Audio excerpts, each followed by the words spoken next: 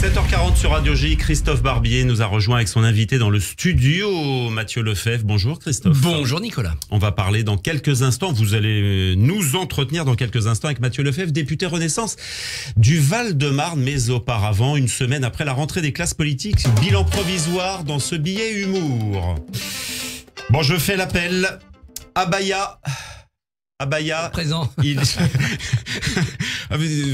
est présent, Abaya, ce matin. Ben, ça fait plaisir de ça fait plaisir de vous voir, mon petit Abaya. Bon, Barbier. Bah, il est pas là. Il est pas là. C'est bien, il me fracasse ma chronique d'entrée de jeu. Bon, bah, très bien. Présent. Oui, présent. Lefebvre. Présent.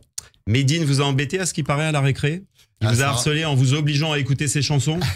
Ouais, ça c'est harcèlement moral, physique et surtout auditif. C'est presque encore pire que ses propos. Hein. Bon bah écoutez, prenez 15 jours. Moi je vous fais un arrêt, je suis fils de médecin. Bilan de cette première semaine plutôt satisfaisant hein, pour la rentrée des classes politiques. Concentration, attention, pas trop d'éructation, guère plus de vocifération, encore moins d'expectoration, d'admonestation, de gesticulation, d'exagération, d'épilation, de fornication, d'inflation, de grande distribution.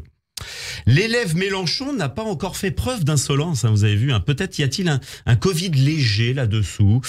C'est vrai qu'il aime parler fort en classe, ça dérange ses voisins. On l'entend même à l'extrême droite de la classe.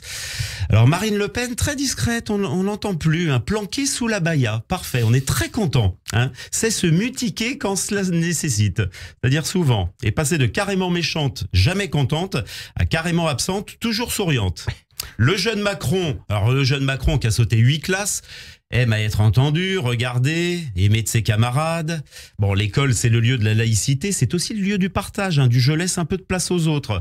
On apprend à regarder les autres. Ceci dit, il a réduit le problème des classes surchargées, puisque où qu'il soit, il est toujours un peu tout seul, quoi. On aimerait voir sa mère au plus vite. Ne me tentez pas, Christophe, je sens dans votre regard goguenard la tentation de me faire déraper en essayant de me faire donner le prénom de Brigitte. Blague éculée, oui, c'est éculé, sur la différence d'âge faite et refaite par des biétistes peu scrupuleux sur des antennes de seconde zone, commençant par France et finissant par Inter.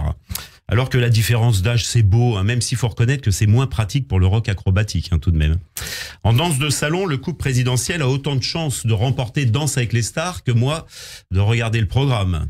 Ce petit chapitre présidentiel, jamais évident avec quelqu'un de la majorité. En plus, ils sont 2 dans le studio ce matin. Je comprends. C'est comme si tu venais dîner, t'es juif et c'est Médine qui t'accueille. Alors, tiens, puisqu'on parle dîner, j'aimerais qu'on se livre à un petit exercice, si vous me le permettez, ces hommes et ces femmes politiques qui sont nos fidèles accompagnateurs de vie, presque des aidants parfois tellement on va pas bien. On les voit à longueur de journal, de jour, de vie, et on les connaît peu finalement.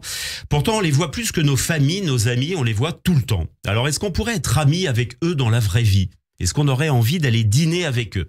Petit tour d'horizon. Bon, Alexis Corbière, carrément, hein. Un type qui a un nom de pinard, déjà, tu sais qu'il va pas venir les mains vides. Hein. Macron, même problème qu'en classe, faut une table de 8 longue et le mettre à un bout. T'as 2 chances sur 3 de pouvoir remplacer une. Rousseau, resto vegan direct. Hein, tu commandes une entrecôte devant elle, tu la revois plus jamais. Tiens, excellente idée à noter. Hein, toujours prendre une entrecôte avec Rousseau. Olivier Faure, très discret à table. Hein, idéal pour endroit cosy, peu de bruit, feutré. Pensez à remonter le volume si dans un endroit un peu plus bruyant. Mélenchon, le vieil oncle qui dérape dans un mariage, hein, le propos raciste gênant, le rabrouement intempestif, et moi. C'est Dutronc sans le dilettantisme, Mélenchon. Marine Le Pen, le barachat direct, hein, tu te détends en caressant du poil. Édouard Philippe, tu te détends en caressant pas de poil.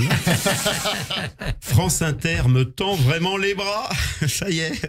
Olivier Dussopt, pourquoi dîner avec Dussopt? C'est un moment de plaisir, la table, c'est convivial. Vous imaginez Dussopt qui vous raconte le relèvement à 64 ans et qui regarde tout le personnel en disant celui-là, je suis sûr qu'il cotisera jamais jusqu'à 43. Hein. Elisabeth Borne, bon, elle dîne pas, hein, elle vapote. Tu l'emmènes dans un bar tabac direct. Darmanin, un poulet basquez. Mathilde Panot, j'ai peur de passer à côté et de pas de m'en vouloir. Le genre à choisir un resto sur ses bonnes notes et adorer parce qu'on lui a dit que c'était bien, quoi. Sorte d'électoralisme un peu gastronomique, vous voyez.